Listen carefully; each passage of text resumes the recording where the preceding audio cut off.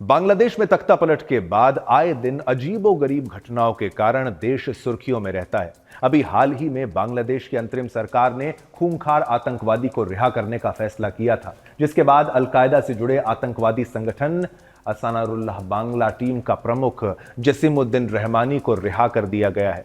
भारत के लिए ये एक गंभीर चिंता का विषय है, क्योंकि ये आतंकवादी संगठन स्लीपर सेल की मदद से भारतीय सीमा के निकट जिहादी नेटवर्क बनाने की कोशिश कर रहा है। इस आतंकवादी को सोशल मीडिया इन्फ्लुएंसर की हत्या के मामले में जेल में बंद किया गया था और अब इसे रिहा कर दिया गया है। पिछले महीने असम में इसी टीम से जुड़ी कई आतंकवादियों की गिरफ्तारी हुई है।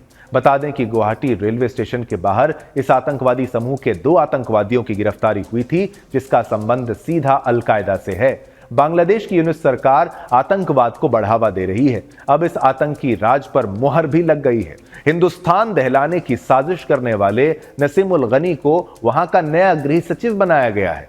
इसके पहले यूनुस ने एक आतंकी महफूज आलम को अपना प्रमुख सलाहकार बना रखा है। एक अन्य आतंकी पिंटू को भी जेल से छोड़ दिया गया है और अब उसे मंत्री बनाने की तैयारी है। इस तरह हिंदुस्तान का एक और पड़ोसी टेरर स्टेट बन चुका है। बता दें कि बांग्लादेश की एक अदालत ने हिंदुस्तान विरोधी अब्दुस सलाम पिंटू नामक आतंकी को जेल से छोड़ दिया है। पिंटू 2 दशक पहले वहां की सरकार में मंत्री था।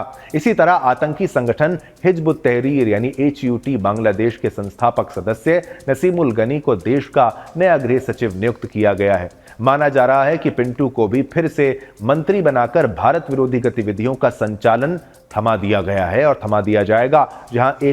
जहां तक बात कहे ये नसीमुल गनी का सवाल है, तो वह जमीर उद्दी की सरकार में निजी सचिव के तौर पर काम कर चुका है। बांग्लादेश की अंतरिम सरकार के मुख्य सलाहकार मोहम्मद यूनुस के प्रमुख सहयोगियों में शामिल महफूज आलम के तौर भी आपको बता दें आतंकी संगठन हिजबुत तहरीर HUT से जुड़ रहे हैं। पिंटू ने पाक अधिकृत कश्मीर में आतंकी संगठन हुजी के लिए हथियारों की खरीद, भर्ती और प्रशिक्षण कार्यक्रमों में सहायता करके हिंदुस्तान में आतंकी हमलों में अहम भूमिका निभाई थी। उस पर हुजी को हथियार मुहैया कराने, मदरसा छात्रों को हथियार और बम बनाने का प्रशिक्षण देने का आरोप है।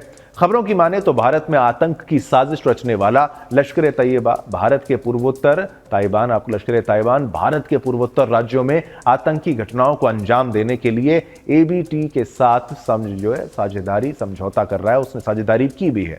असम पुलिस ने कई बार इन आतंकवादियों को गिरफ्तार किया है, जिससे इन राज्यों में ये समूह कोई बड़ा हमला करने में अब तक तो असफल रहा है। बता दें कि बांग्लादेश में जब तक शेख हसीना की सरकार थी, बांग्लादेश की धरती का उपयोग कभी भी भारत विरोधी गतिविधियों के लिए इस लेवल पर नहीं हुआ था। इसलिए भारत सरकार ने भी बांग्लादेश का लगातार समर्थन किया है। लेकिन पिछले कुछ महीनों से बांग्लादेश की सियासी परिवर्तन के बाद भारत विरोधी और हिंदू विरोधी भावनाओं को भड़काने की कोशिश लगातार जारी है और एक और पड़ोसी देश जो है वो टेरर स्टेट बनता जा रहा है, लगभग बन ही रहा है। और ये मोहम्मद यूनुस किस बात का इनको नोबेल प्राइज मिला है, मुझे तो सोचकर भी हैरानी होती है।